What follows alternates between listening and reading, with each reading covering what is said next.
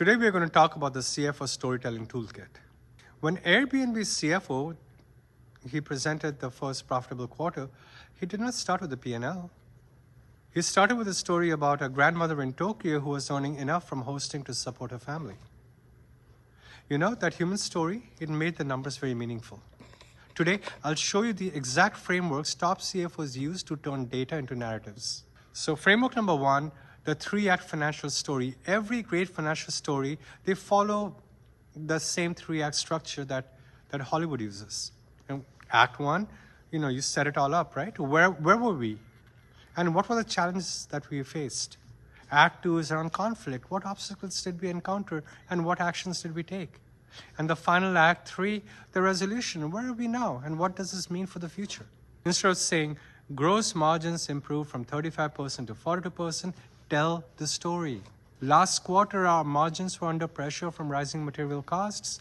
We responded positively and proactively by renegotiating supplier contracts and optimizing our product mix toward higher value offerings. And as a result, we not only protected profitability, but we actually expanded the margins to 42%, positioning us for sustained growth. See how that flies? This framework works for everything from quarterly reports to budget presentations because it gives context, it shows causation, and it implies future direction.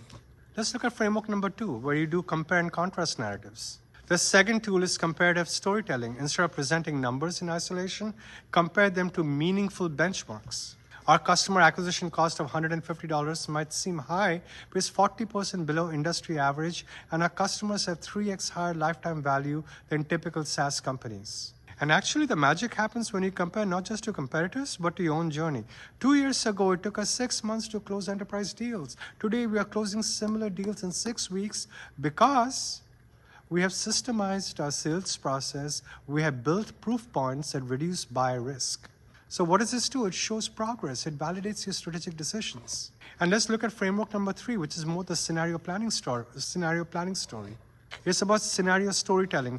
Instead of presenting one forecast, you tell 3 stories: the conservative, the aggressive, and the most likely case. But here's the key. Explain the drivers behind each scenario.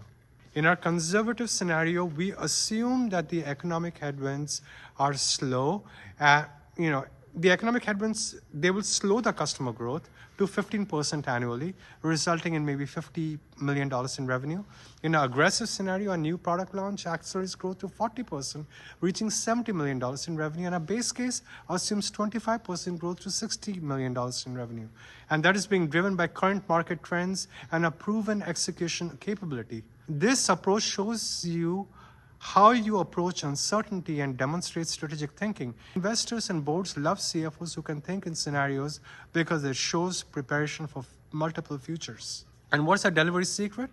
Here's how to deliver these stories effectively. Start with the punchline, lead with your key message, and then build a supporting narrative. Use concrete examples rather than abstract concepts. Instead of operational efficiency improved, say we reduce the time from customer order to product delivery from 5 days to 2 days. That will resonate. And remember, pause like I'm doing for impact. When you deliver a key insight, give people time to absorb it.